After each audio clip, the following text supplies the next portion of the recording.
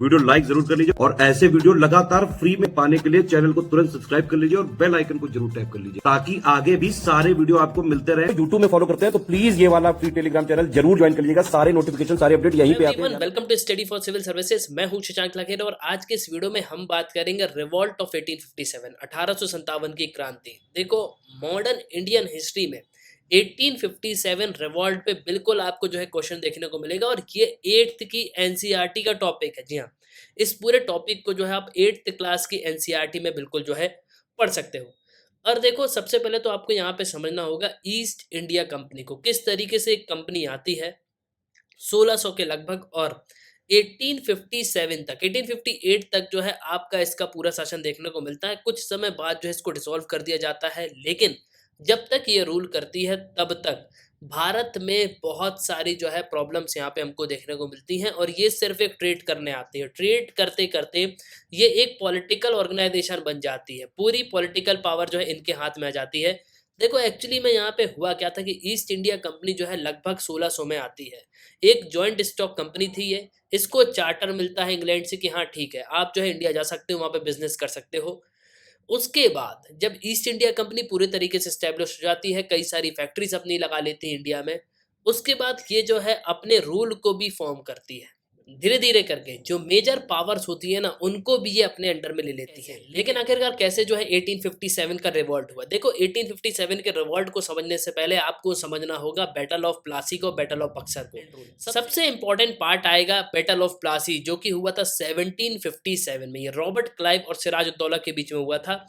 देखो, मेनली 1757 के पहले होता ये था कि जो ब्रिटिश ईस्ट इंडिया कंपनी है ना, वो सिर्फ और सिर्फ एक ट्रेड ऑर्गेनाइजेशन है। वो सिर्फ यहाँ पे ट्रेड करने आई है। लेकिन जब 1757 में बैटल ऑफ प्लासी हो जाता है, उसके बाद होता यहाँ पे यह है कि अब जो ईस्ट इंडिया कंपनी है वो सिर्फ ट्रेड ऑर्गेनाइजेशन नहीं होती, उसके पास पूरी की पूरी पॉलिटिकल पावर भी आ जाती है। अब जब इनके पास पॉलिटिकल पावर आती है तो ये लोगों को परेशान करना शुरू कर देते हैं।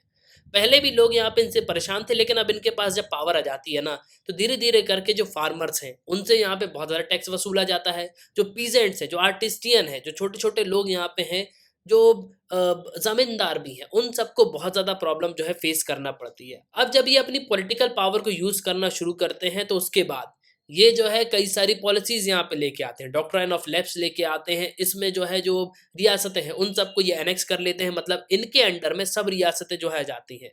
अब इसके बाद शुरुआत यहाँ पे होती है 1857 के रिवॉल्ट की। ये मेजर अपराइजिंग था। इसमें ब्रिटिश ईस्ट इंडिया कंपनी की जो मोनोपोली है वो पूरे तरीके से यहाँ पे खत्म कर दी गई और फाइनली जो पावर है वो ट्रांसफर करती जाती है किसको? ब्रिटिश क्राउन को। लेकिन किस तरीके से ये पूरी अपराइजिंग हुई? देखो, एक्चुअली में हुआ यहाँ पे क्या है। वैसे तो 1857 के रिवॉल्ट के आपको बहुत सारे कारण देखने को मिलेंगे, लेकिन सबसे इंपॉर्टेंट कारण रहा, मेन कॉज रहा, वो था 1853 की एनफील्ड राइफल्स। अब आप यहाँ पे बोलोगे कि ठीक है, एनफील्ड राइफल्स इन्होंने यहाँ पे ले आई, लेकिन जो पुरानी इनकी बंदूकें थी वो क्या यहाँ पे खराब थी? देखो, एक्चुअली में ऐसा कुछ भी नहीं था। इनकी जो पहले बंदूकें थी ना, उसमें होता यहाँ पे ये था कि पहले आपको लीड से बनी हुई जो गोली है वो डालनी होती है, उसके बाद गन पाउडर डालना होता है। अब देखो, होता क्या है कि इसमें जो है सिपाहियों का बहुत ज़्यादा समय जाता है। इसी चीज़ को चेंज करने के लिए ये यहाँ पे क्या करते हैं, एक नया कार्ट्रिज लेके आते हैं। कार्ट्रिज मतलब एक छोटी-सी यहाँ पे एक तरीके से पुड़िया समझ लो। इसमें होता क्या है, इसमें बुलेट भी होती है और जो पाउडर है वो भी भरा होता है। अब देखो, इसको जो है ना, इसको कवर अप किया जाता है बीफ और पोर्क से। बीफ और पोर्क मतलब, बीफ मतलब जो कि गाय का मांस होता है ना, उसको कहा जाता है बीफ, और पोर्क जिसको आप सुअर का मांस कहते हो उसको कहा जाता है पोर्क। अब देखो, अगर हम बात करें बीफ की, तो हिंदू में आप देखोगे तो गाय जो है हमारे लिए पूजनीय है, गाय की हम जो है पूजा करते हैं। इसके बाद अगर हम बात करें पोर्क की, तो इस्लाम में सुअर का मांस जो है आपको हराम देखने को मिलेगा। तो मेनली जो सिपाही थे उन्होंने बिल्कुल यहाँ पे मना कर दिया था कि हम ये जो ग्रीस्ड कार्ट्रिज है ना उनको यहाँ पे यूज़ नहीं करेंगे। देखो, होता एक्चुअली में क्या था कि ये जो कार्ट्रिज है ना, उसको आपको मुँह से जो है पहले यहाँ पे छीलना होता था, उसका कवर यहाँ पे हटाना होता था, उसके बाद जो है आप इसको यहाँ पे यूज़ कर सकते हो। लेकिन सिर्फ़ क्या यही कारण थे? नहीं, ऐसा नहीं था। पॉलिटिकल, इकोनॉमिक, सोशल, मिलिट्री ये सब कॉजेस भी आपको देखने को मिलेंगे। देखो पॉलिटिकल कारण ये था कि नाना साहेब को जो है पेंशन से मना कर दिया गया था। अवध को पूरी तरीके से इन्होंने यहाँ पे एनेक्स कर लिया था। सतारा, झांसी इसको भी जो है एनेक्स कर लिया था और डॉक्ट्रिन ऑफ लैब्स जो है यहाँ पे ये लेके आए थे, जिसके अंडर में सतारा, झांसी, संबलपुर ये सब जो प्लेसेस हैं, वो सब जो ईस्ट इंडिया कंपनी है उसके अंडर में आ गई थी। दूसरी बात अगर हम बात करें इकोनॉमिक की, तो इकोनॉमिक भी काफ़ी ज़्यादा प्रॉब्लम आपको देखने को मिलेगी। देखो ब्रिटिश जो है ना वो सबसे ज़्यादा टैक्स वसूलते थे। ब्रिटिश के समय 55% टैक्स जो है देना होता था। मतलब अगर आपके पास 1 रुपए है तो उसका 55 पैसा जो है वो देना होगा आपको किसको? ब्रिटिशर्स को। भारत के इतिहास में सबसे ज़्यादा जो टैक्स है वो सिर्फ़ और सिर्फ़ ब्रिटिशर्स ने जो है कलेक्ट किया है। इसके साथ-साथ जो इनकी टैरिफ पॉलिसी है मतलब जो टैक्सेशन पॉलिसी है वो भी इंडियन प्रोडक्ट के अगेंस्ट में थी। मतलब ये इंडियन प्रोडक्ट्स को ज़्यादा प्रेफ़र नहीं करते थे। जो इनके बने हुए प्रोडक्ट्स थे ना उनको ये ज़्यादा जो है मार्केट में लेके आते थे। जिसकी वजह से जो हमारे व्यापारी हैं उनको बहुत ज़्यादा जो है प्रॉब्लम फेस करना पड़ती थी। तीसरी बात अगर हम बात करें तो मिलिट्री। देखो एक्चुअली में इंडियन सोल्जर्स के साथ बहुत ज़्यादा भेदभाव होता था। होता यहाँ पे ये था कि जो सिपाही थे, जो फोर्सेस थी उनमें आपको ब्रिटिशर्स भी देखने को मिलेंगे, इंडियन सोल्जर्स भी देखने को मिलेंगे। तो ब्रिटिशर सोल्जर्स को पूरी फैसिलिटीज़ यहाँ पे दी जाती थी। मतलब उनको जो है फूड भी यहाँ पे अच्छा दिया जाता था। लेकिन इंडियन सोल्जर्स को जो है प्रॉपर फूड अवेलेबल नहीं कराया जाता था और ये सबसे बड़ा रीज़न था कि जो मिलिट्री के सोल्जर्स थे, उनके मन में जो है भेदभाव यहाँ पे आ गया था कि हमको जो है ये अपना नहीं मानते, हमको जो है ये बहुत ज़्यादा यहाँ पे परेशान करते हैं, हमको जो है बहुत ज़्यादा प्रॉब्लम यहाँ पे फेस करनी पड़ती है। इन सब चीज़ों को देखते हुए जो चिंगारी है वो वैसे ही जो है इंडियन सोल्जर्स के मन में बैठी हुई थी। अब होता यहाँ पे ये है कि मेजर फोर्सेस जो है आपको ब्रिटिशर्स की अलग-अलग जगह पे डिप्लॉय देखने को मिलेगी। वैसे ही होता है बैरकपुर में। बैरकपुर वेस्ट बंगाल में पड़ता है।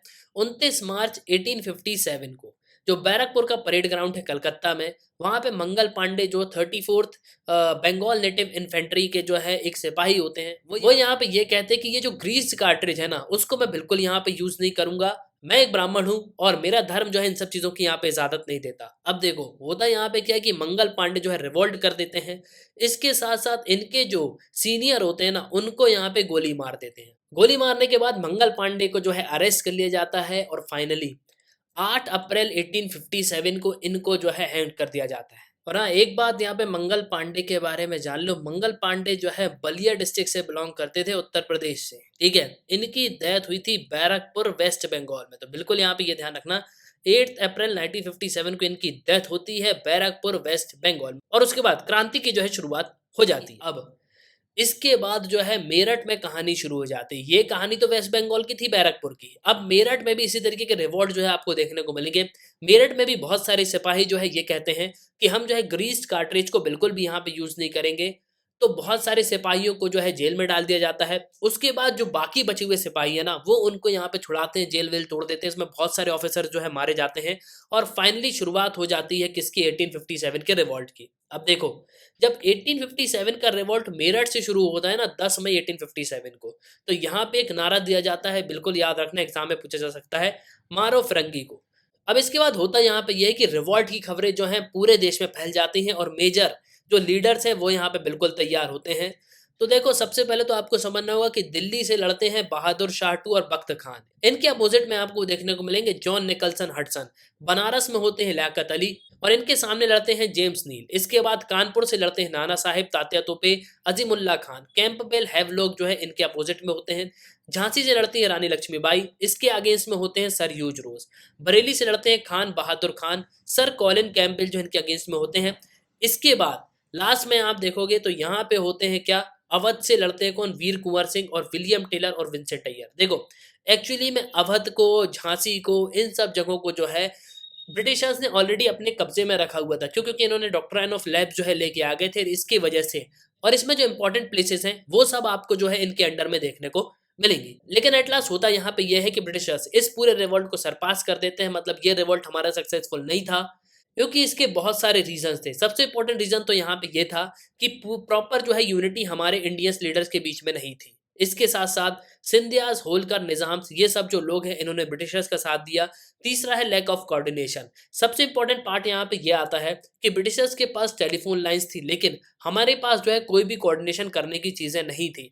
इस वजह से जो है प्रॉपर यूनिटी हमारे बीच में नहीं बन पाई, इंडियन लीडर्स के बीच में प्रॉपर यूनिटी नहीं थी और उस समय अगर आप देखोगे तो इतना जो है कोई साधन भी नहीं थे ताकि हम अपने मैसेज जो है एक जगह से दूसरी जगह प्रॉपर टाइम पे पहुंचा पाएँ और इसी वजह से ये जो रिवॉल्ट है वो सक्सेसफुल नहीं हो पाया। लेकिन इसके कुछ इम्पैक्ट तो आपको बिल्कुल देखने को मिलेंगे। देखो सबसे इम्पोर्टेंट होता है कि 1857 का जो रिवॉल्ट है ना, उसके इम्पैक्ट ये पड़े कि 1858 में ईस्ट इंडिया कंपनी का जो रूल है वो पूरे तरीके से खत्म कर दिया गया और क्राउन रूल जो है भारत में स्टैब्लिश किया गया। ब्रिटिश गवर्नर जो है भारत के, उनको जो है अब नाम दे दिया गया वायसरॉय। तो आप देखोगे तो 1858 के बाद जो भी यहाँ पे गवर्नर जनरल होते हैं उनको जो है यहाँ पे चेंज कर दिया जाता है, उनको जो है वायसरॉय बोला जाता है। लेकिन देखो 1857 का रिवॉल्ट इंडिया की हिस्ट्री में एक लैंडमार्क जो है आपको देखने को मिलेगा भारत के इतिहास में। इसको फर्स्ट वॉर ऑफ इंडिपेंडेंस भी कहा जाता है। तो एट लास्ट आई होप कि आपको जो है इस वीडियो में काफ़ी कुछ जानने को मिला होगा।